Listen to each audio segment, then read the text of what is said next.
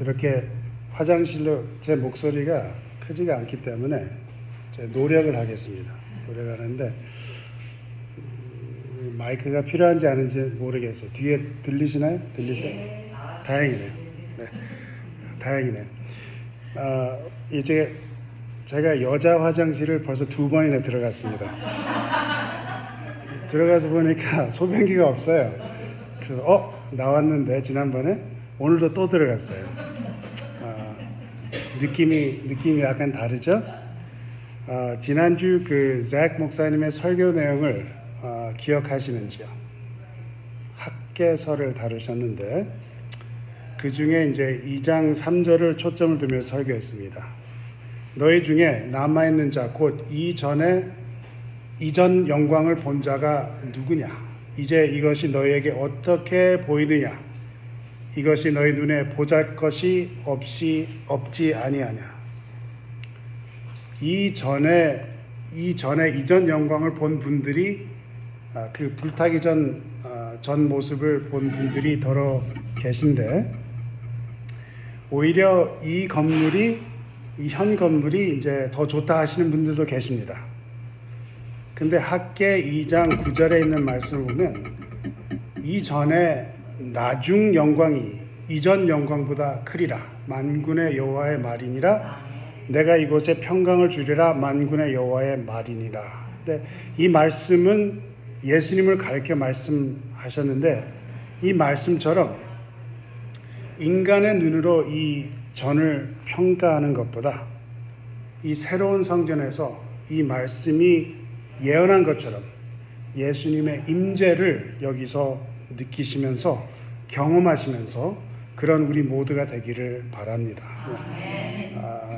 그리고 제가 이번 주에 깨달은 것은 제가 전에도 깨달았지만 이번 주에 제가 많이 깨달은 것은 파라다이스 교우님들의 기도가 굉장히 강하다는 걸 제가 깨달았어요.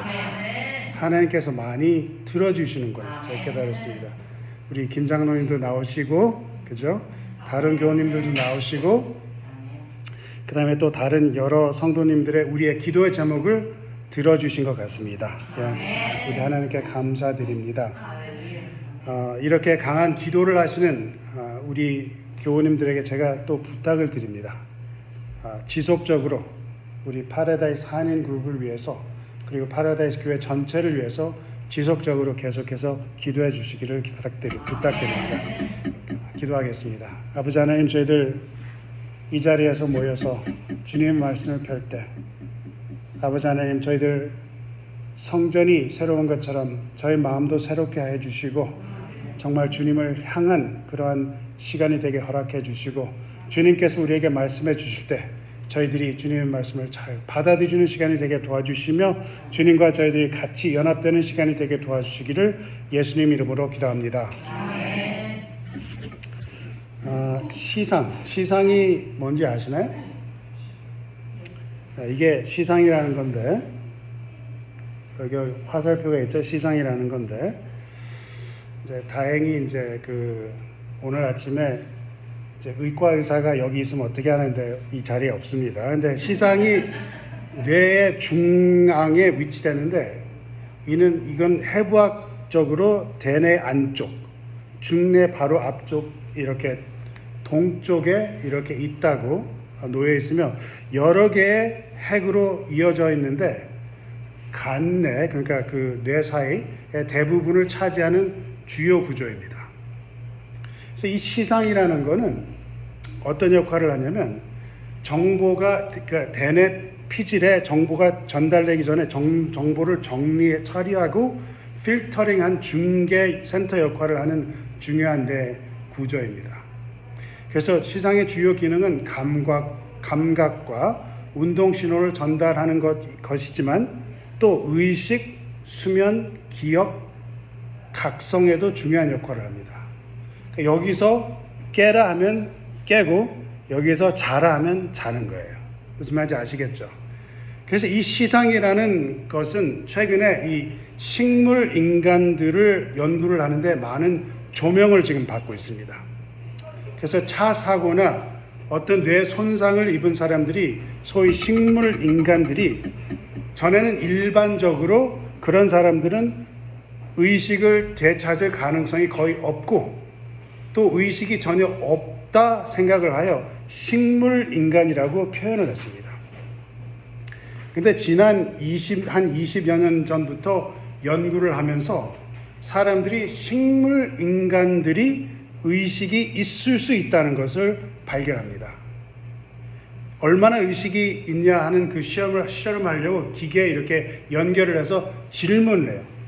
움직이지도 않고 눈도 움직이지도 않는 그런 사람들의 질문을 합니다. 예를 들어서 어떤 사람들한테 우리 같이 테니스 치러 갑시다. 갈까요? 하면은 그러면 그 사람의 운동할 때 사용되는 뇌 부분이 갑자기 분주해지며 많은 활동을 보인다고 그래요.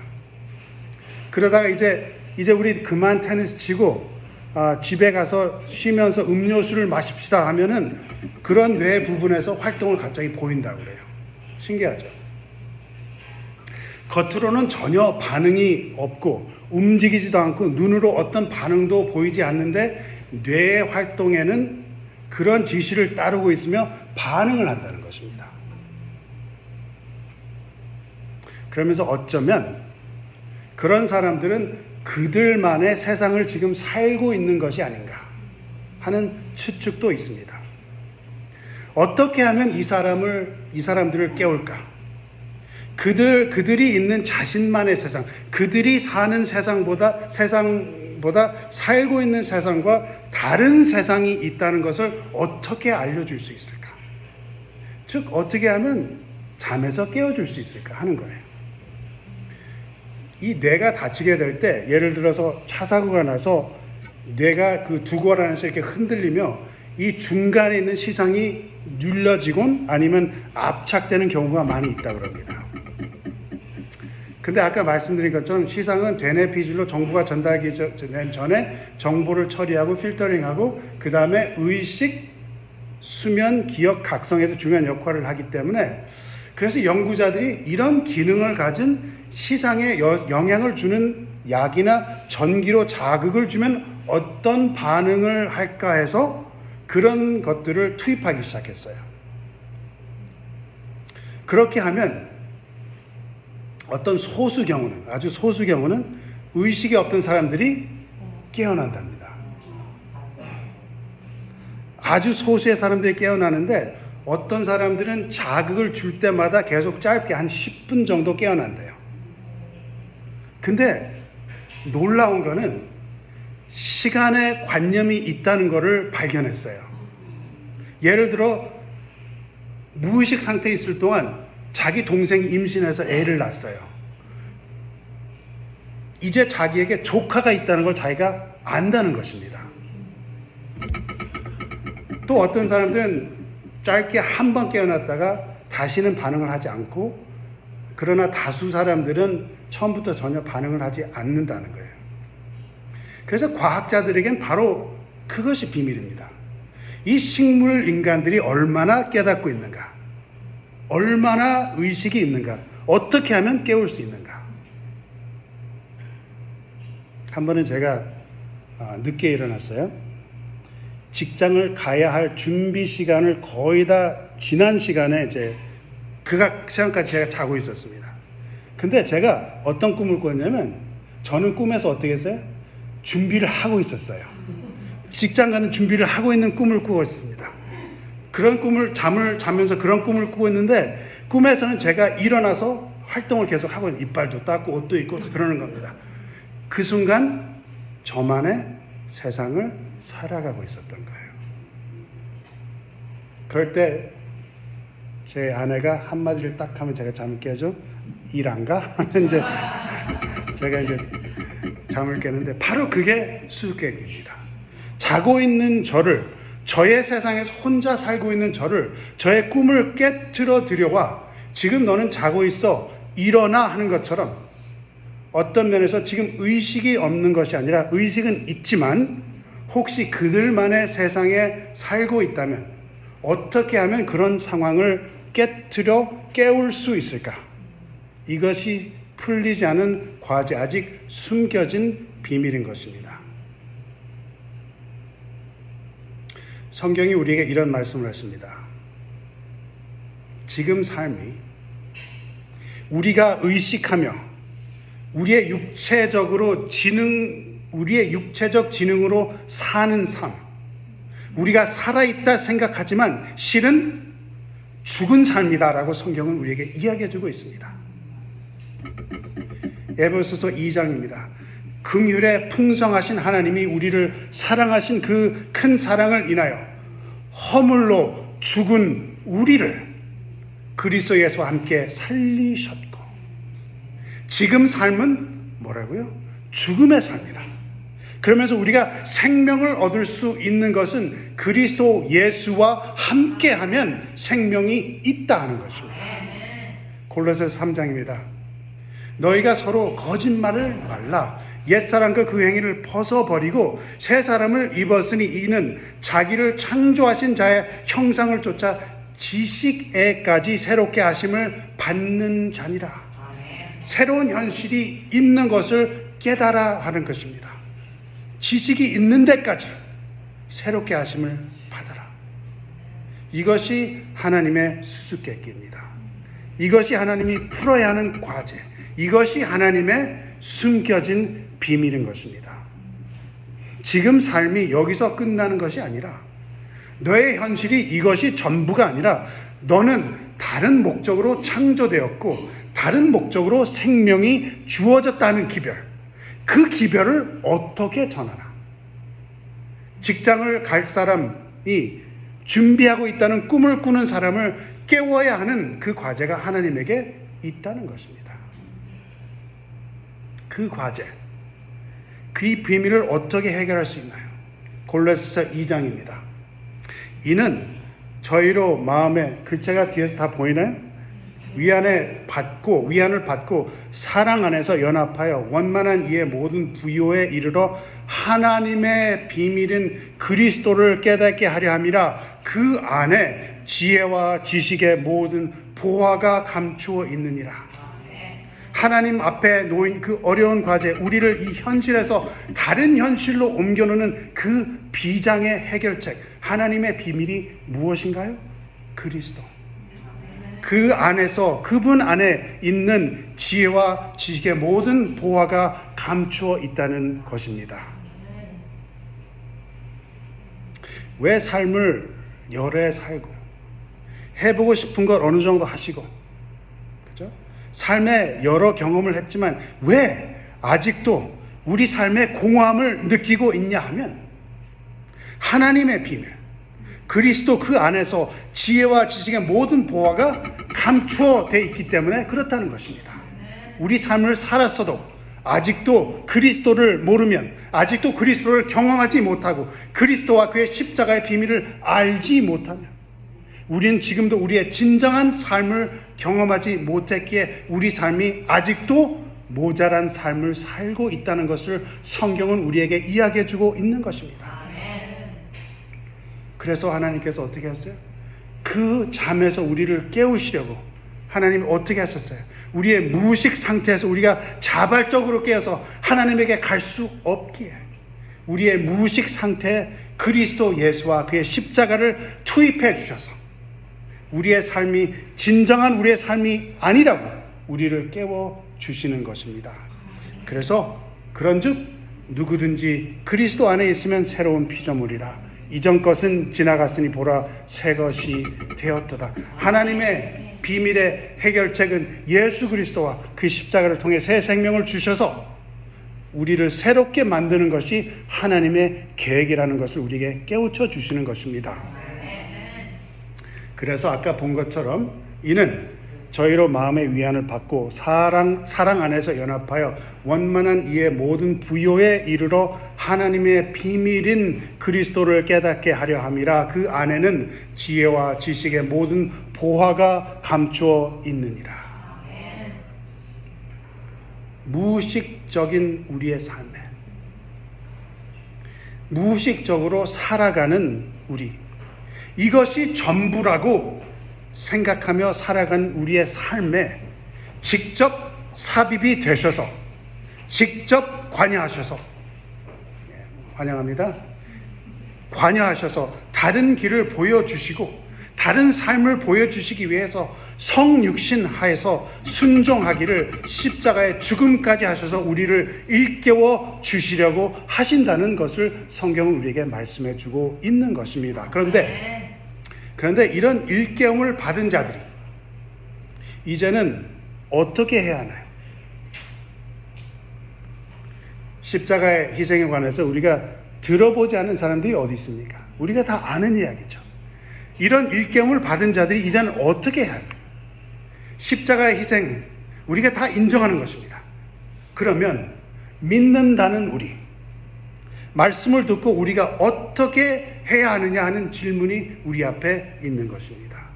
제가 2주 전에 말씀드렸죠? 제가 앞으로 설교 내용을 어떤 내용을 하겠다고 제가 말씀드렸죠? 우리가 항상 사용하는 단어들 몇 가지를 같이 정의를 내리고 싶다고 제가 말씀을 드렸습니다. 그래서 2주 전에 믿음으로 말미암는 2주 전에 대화를 했죠? 제 설교를 들으신 자는 제가 질문을 드렸어야 되는데 욥과 연결해서 대화를 하고 우리에겐 의가 없다고 제가 말씀드렸어요. 대표적으로 성경에서 대표적으로 의인이라고 불리인 자도 사실 의인이 아니었고 오직 주님이 우리에게 의를 주시며 의롭다 불러주시기에 단 그 이유 하나로 우리가 의로워진다 제가 말씀을 드렸습니다.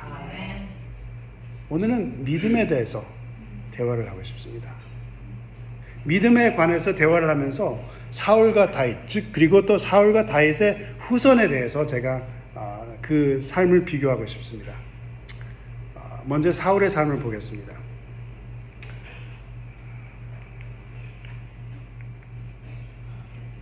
사무엘상 15장입니다. 여호와의 말씀이 사무엘에게 임하니라.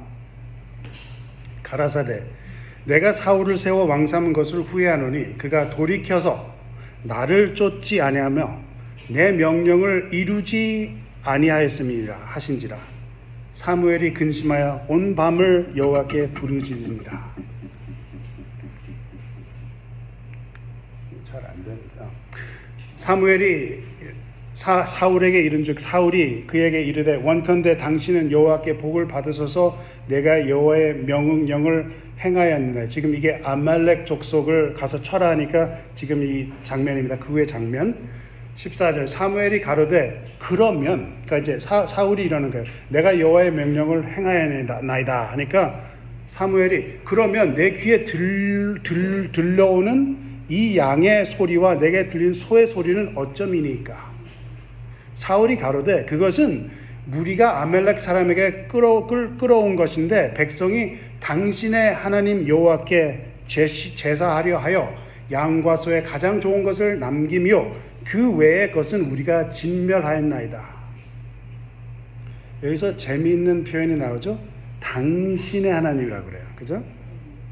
사울이 이 장면을 보면은 아말렉을 가서 공격하라 하십니다. 3절이에요.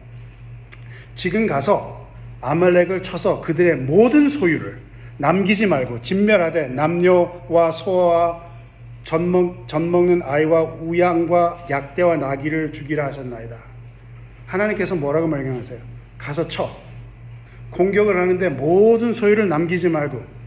우리가 오늘 그 이유, 윤리적인 그건 따지지 않겠습니다. 이유는 막론하고 하나님의 소유를 하나도 소유를 남기지 말라. 그렇게 하나님께서 명령을 하십니다. 근데 14절에 가니까 사울이 이 양의 소리는 뭐고 소의 소리는 뭐냐?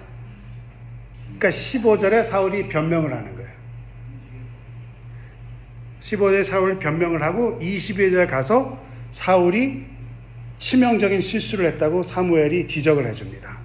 사무엘이 가로되 여호와께서 번제와 다른 제사를 그 목소리 순종하는 것을 좋아하신 같이 좋아하시겠나이까? 순종이 제사보다 낫고 듣는 것이 수양의 기름보다 나으니. 이 유명한 구절이죠. 하나님의 명령이 있으니 하나님의 명령이 있어요. 자기 생각이 더 먼저 가는 하나님의 종, 즉 순종하지 않는 하나님의 종, 순종을 했다 하지만 순종하지 않는 종. 우리는 혹시 우리 가운데 그런 사람들을 아는 사람들이 있나요? 우리는 혹시 우리 가운데 그런 사람 중 하나 아닌가요? 사무엘은 이 치명적인 것을 지적한 후 선언을 내립니다.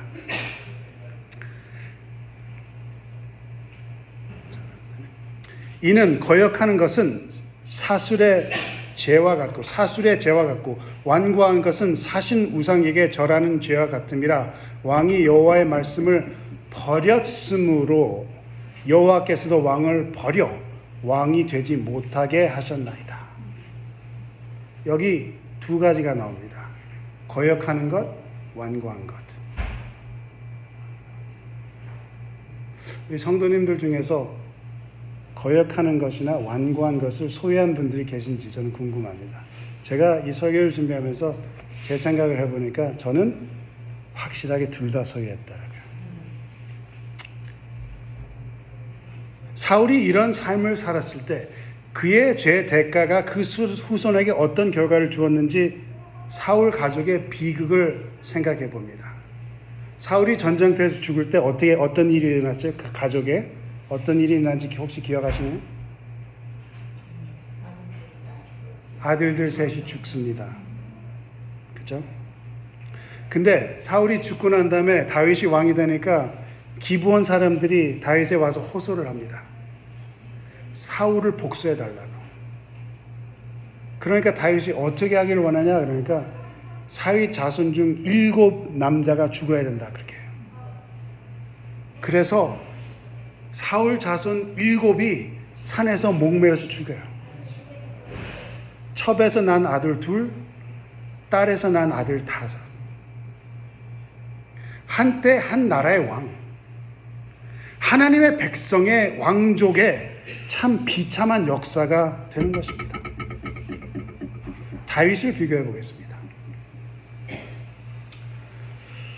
나라를 다윗의 집에서 찢어내어 내게 주었거늘 너는 내 종 다윗이 나의 명령을 지켜 전심으로 나를 쫓으며 나 보기에 정직한 일만 행하였음과 같지 아니하고. 15장 5절입니다. 14장에는 15장입니다. 이는 다윗이 헷사람 우리아의 일 외에는 평생에 여호와의 보시기에 정직히 행하고 자기에게 명하신 모든 일을 어기지 아니하였습니다.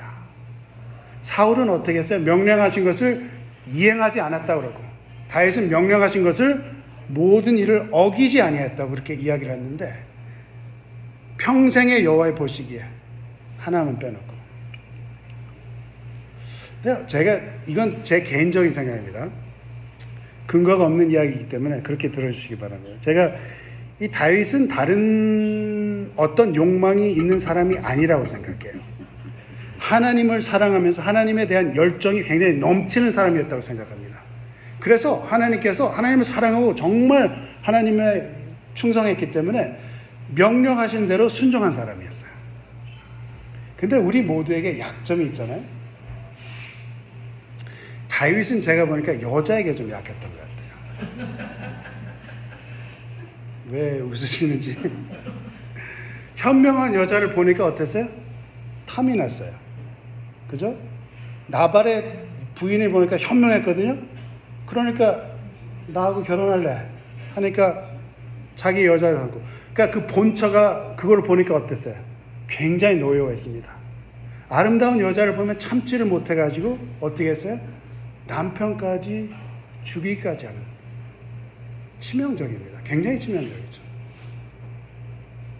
이 열왕기상 15장에서 여기서 뭐라 했어요? 무엇만 빼놓고 그 외에 다 잘했다 했지만 그런데 이 헷사람 우리아의 일 외에는 그죠? 헷사람 우리아의 일 외에는 다 잘했다 하지만 이게 작은 일인가요? 제가 보기에 치명적으로 실은 이것 하나로 감옥에 평생 썩어도 될 인생, 사형받을 만한 마땅한 인생이 아닌가 생각이 들어요. 저는 그래서 이 구절을 볼 때 다 잘하고 이것 하나만 못했다라고 생각지 않고 저는 어떤 생각이 들면 인간은 안 되는구나 그런 생각이 들어요. 아무리 은총을 받은 사람이라도 할 수 없구나 하는 생각이 드는 것입니다. 하나님에 대한 열정, 사랑이 자기의 욕망과 부딪히지 않아서 순종한 것이지, 하나님에 대한 열정과 자기 욕심이 부딪혔을 때 자기가 끌리는 것을 어떻게 해요? 참지 못했다는 거예요. 왜냐하면 이건 순간적인 실수가 아니었습니다.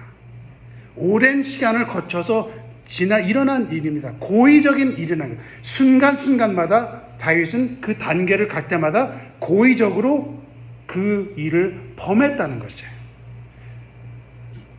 믿는 자도 오랫동안 긴 시간을 거쳐서 하나님의 뜻에 어긋나는 일, 하나님의 뜻보다 자기 뜻을 먼저 세우는 경우가 있고 오래 방황할 수 있구나 생각이 듭니다. 탐내고 유혹하고 살인하고 애가 날 때까지 짧은 시간이 아닌 것입니다. 그동안, 그 오랜 시간 동안 하나님과 가까이 할 수 있었을까요? 없었을까요? 이런 일을 저지르면서.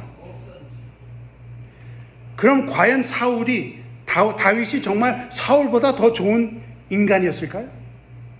더 성화되었나요? 글쎄요. 모르겠습니다. 정말 모르겠습니다. 근데 다윗의 후손을 봅니다. 아비암이 그 부친에 이미 행한 모든 죄를 행하고 그 마음이 그 조상 다윗의 마음과 같지 않아요. 그 하나님 여호와 앞에 온전치 못하였으나 그 하나님 여호와께서 다윗을 위하여 예루살렘에서 저에게 등불을 주시되 그 아들을 세워 후사가 되게 하사 예루살렘을 견고케 하셨으니. 다윗의 후손은 어떻게 됐나요? 그 부친의 이미 행한 죄를 행하고 그 마음이 그 조상 다윗의 마음 같지 아니하며 그 하나님 여호와 앞에 온전치 못하였으나 다윗 때문에 다윗을 위하여 예루살렘에게 저에게 등불을 주시되 그 아들을 세워 후사가 되게 하사 예루살렘을 견고케 하셨으니. 왜 사울의 후손은 그런 대가를 치르고 다윗의 자손들은 이런 대우를 받나요? 사울과 다윗의 차이가 무엇이 있나요? 사울과 다윗은 둘 다 하나님을 알았습니다. 둘 다 하나님의 권능을 보고 둘 다 하나님의 선택을 받고 둘 다 하나님의 은총을 받고 둘 다 하나님을 의식하며 살아가는 사람들이었습니다. 즉 하나님에 대한 지식이 있었다는 것입니다. 둘 다 그런 면에서는 믿음이 있었다는 것입니다. 하나님의 존재에 대한 믿음이 있었습니다. 그러나 이 종교적 신앙적 지식이 하나님의 존재를 믿고 하나님이 인간 역사에 개입하셔서 역사하심을 알고 믿는 그런 것이 성경에선 믿음이라고 정의를 내는 게 아니라는 것입니다. 저는 이 두 사람을 볼 때 제 마음에 떠오르는 게 이 두 장면인데, 첫째는 사무엘상 15장입니다.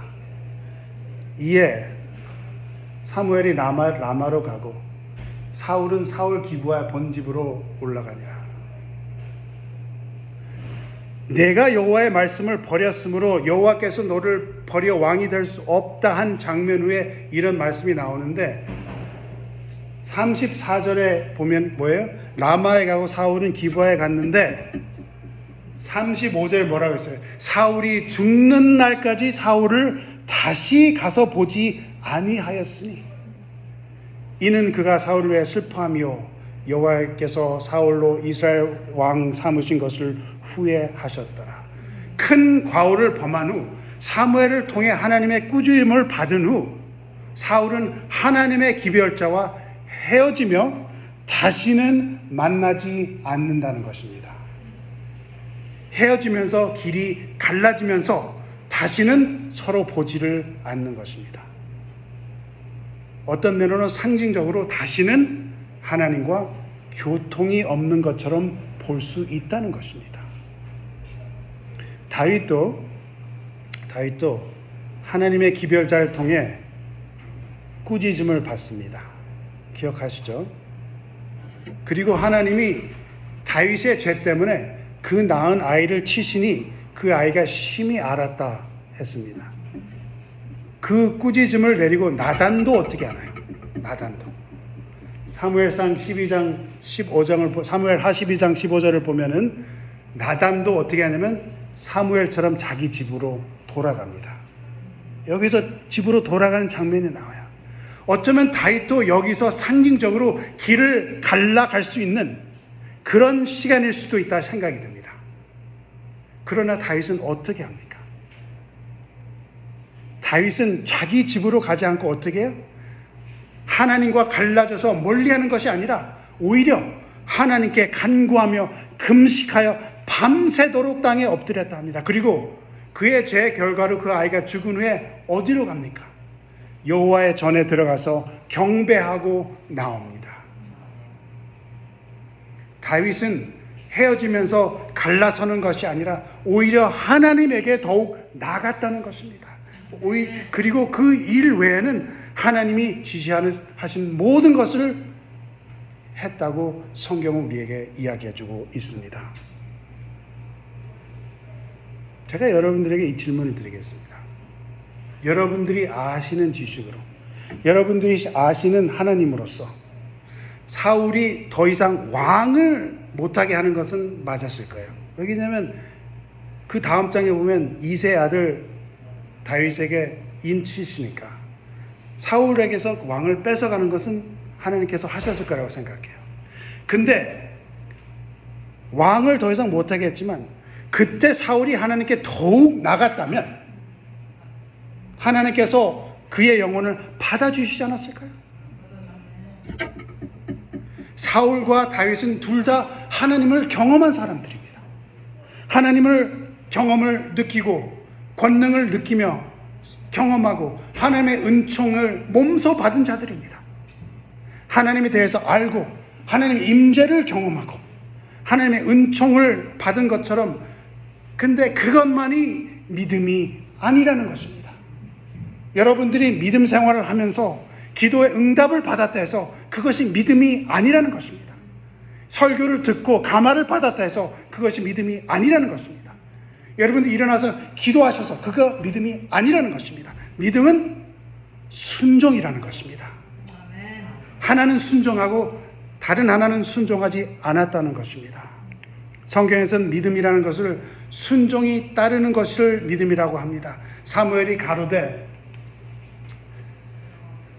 여호와께서 번제와 다른 제사를 그 목소리 순종하는 것을 좋아하신 같이 좋아하시겠나이까? 순종이 제사보다 낫고 듣는 것이 수양의 기름보다 나으니. 로마서는 이렇게 표현합니다. 그로 말미암아 우리가 은혜와 사도의 직분을 받아 그 이름을 위하여 모든 이방인 중에서 믿어 순종케 하신 하나님. 16장입니다.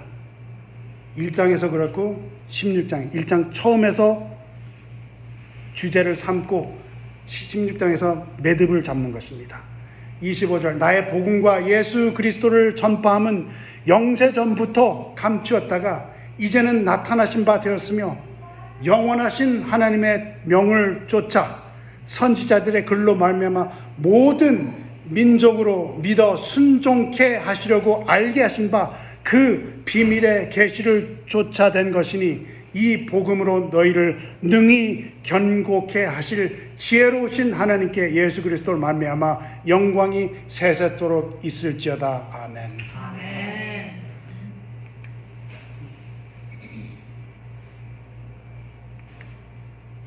(1장에서) 뭐라 그래요? 모든 이방인 중에서 믿어 순종케 하라니. 26절에서 뭐라 그래요? 16장 모든 민족으로 믿어 순종케 하시라고.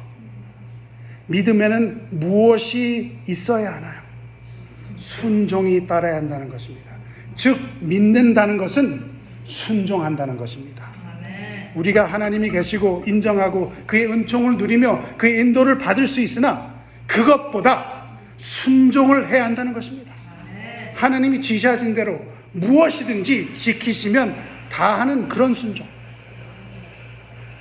사울처럼 하나님을 아는 것으로 끝이 나는 것이 아니라, 사울처럼 하나님이 시키면 어느 정도 하는 것이 아니라, 내 생각을 내세우는 것이 아니라 우리에게 명하신 모든 일을 어기지 아니해야 한다는 것을 우리에게 성경에서 말씀해 주고 있는데, 그런데 성경은 여기서 비밀이 있다고 이야기합니다. 순종하는 것이 그냥 이루어지는 것이 아니라 우리를 견고케 하는 비밀이 있다는 것을 우리에게 이야기해 주고 있는 것입니다. 이제는 나타나신 바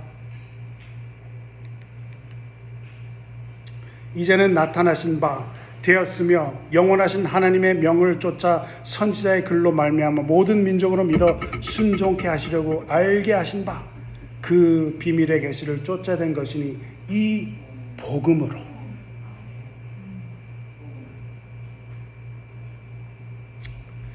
시편 51편의 저자를 다윗으로 보는데, 제 목소리가 좀 새가는데 지금도 뒤에 들리시나요? 잘 안 들리시죠? 들리세요? 네. 시편 51편 저자를 다윗으로 보는데, 만약 다윗이라면 다윗은 이 비밀의 계시, 여기 나온 이 비밀의 계시를 쫓아낸 이 복음을 이해하고 받아들인 자라고 생각합니다. 이 시편 51편을 보면 이런 구절이 나와요. 하나님이여, 나의 구원의 하나님이여, 피 흘린 죄에서 나를 건지소서.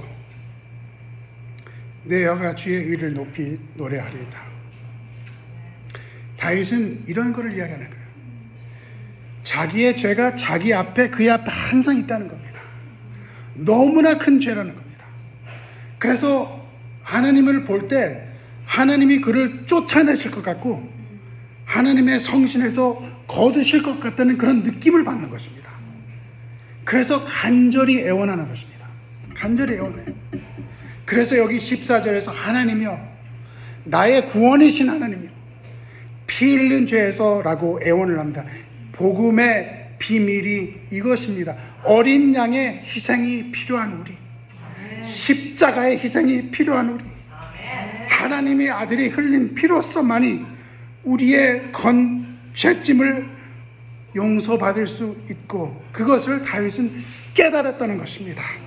그래서 다윗은 십자가가 이루어지기 전에 그 십자가의 비결을 현존하고 있는 제사 제도를 통해서 이미 이해를 했다는 것입니다. 그 십자가에서 흘린 보혈로 우리를 구원해 주신다는 그 비밀을 깨달은 다윗은 평생 여호와 보시기에 정직히 행하고 자기에게 명하신 모든 일을 어기지 아니하였다는 것을 우리에게 이야기해 주고 있는 것입니다. 아까 무의식 중 사람들에 대해서 말씀을 드렸는데, 한 엄마가 아들이 17살 때 차사고로 식물인간이 됐어요. 어마어마한 비참한 사건이었습니다. 같이 탔던 친구 3명이 탔는데 같이 탔던 친구는 그 자리에서 직사하고, 뒤에 앉았던 친구는 살아났는데, 운전한 아들은 의식이 없는 것처럼 보이게 누워만 있어요. 근데 몇 년 후 이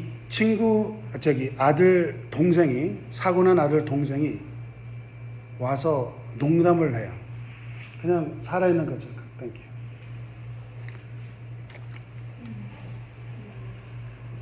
그 누워있는 아들이 살아있는 것처럼 가끔 농담을 합니다. 근데 하루는 농담을 하니까 하! 하는 거예요. 아무 반응이 없다가. 그러니까 엄마가 몇 개월에 하는 그 하는 반응 때문에 그 아들을 버릴 수가 없는 거예요. 그래서 그 아들을, 겉으로 보기엔 무의식한 상태에 있는 아들이 혹시나 의식을 하고 있을까 해서 39년 동안 포기를 하지 못하고 80이 넘은 노인이 그 아들을 지금도 보고 있다고 합니다. 아까 말씀드렸을 때 약을 투입하거나 전자자극을 주면 드물지만 때로는 그런 사람들이 깨어날 수 있다고 제가 말씀드렸어요. 보통은 잠시 의식이 들고 다시 무의식 상태로 돌아가는 사람들이 대부분인데, 잠시 의식을 들 때 깨어나서 하는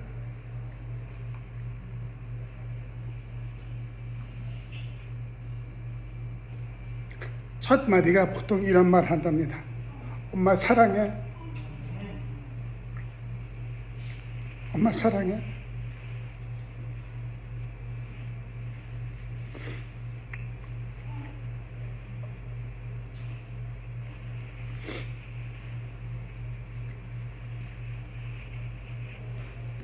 그러기에 가족들이 포기를 못한다는 것입니다. 무의식적인 자녀들, 식물 인간처럼 보이는 자녀들, 포기하지 못하고 엄마 사랑해 하는 말을 들으면 가슴이 찢어지는 것 같지만 그 말이 듣고 싶어서 그 자녀가 무의식 상태에서 깨어나서 그 부모의 품에 다시 안기기를 그렇게 바라며 포기를 하지 못하고 있는 것입니다. 저는 다윗이나 사울이나 저나 성도님들이나 우리가 하나님과 교제하면 얼마나 하나, 우리가 십자가의 사랑을 깨닫으면 얼마나 깨닫나, 우리가 하나님께 우리의 사랑을 표현하면 진정 얼마나 표현하나 생각이 듭니다. 그렇게 많이 못하는 것 같아요. 가끔 하는 정도나 가끔 엄마 사랑해 하는 정도. 진정한 사랑과 진정한 교제를 하지 못하는 우리지만 그래도 우리가 우리의 현 삶에서 깨어나 주님의 현실로 옮겨오기를 그렇게 기다리시는 하나님이 아니신가 생각이 듭니다. 나 여호와가 옛적에 이스라엘에게 나타나 이르기를 내가 무궁한 사랑으로 너를 사랑하는 거로. 우리는 다윗처럼 주님의 비밀, 이 복음, 즉 그리스도의 십자가의 의미를 통해 죽음에서 삶으로 이미 옮겨진 사람들입니다. 우리의 정신에 십자가가 투입되어 이제는 하나님을 의식하며 살아가는 사람들입니다. 우리는 그것을 믿음으로 이루어야 됩니다. 믿음은 순종과 일치하는 것입니다. 믿는다는 것은 순종한다는 것입니다. 내 생각이 내세워지는 것이 아니라 이 세상 현실과 하나님의 현실이 부딪힐 때 우리는 하나님의 현실을 택해야 된다는 것입니다. 나에게 잘못한 사람을 볼 때 언젠간 복수하겠다, 그게 아니라 이 밤을 맞으면 저 밤도 내준다는 마음, 나의 현 삶이 답답하고 안 풀릴 때 어떻게 살아도 이 삶에서 성공하겠다가 아니라 하나님께 맡기고 주님 안에서 평안을 찾는 삶, 우리의 매일 실망되는 신앙의 삶에서 낙심하며 좌절하는 것이 아니라 주님을 오히려 더욱더 바라보며 주님께 더욱 나가는 삶, 내 이웃을 내 몸과 같이 사랑하라는 계명 안 되지만 하나님의 비밀은 십자가를 바라보며 주여, 주의 얼굴을 저에게 돌이키시고 내 모든 죄악을 도말하소서. 하나님이여, 내 속에 정한 마음을 창조하시고 내 마음에 정직한 영을 새롭게 하소서. 나를 주 앞에서 쫓아내지 마시고 주의 성산을 내게서 거두지 마소서.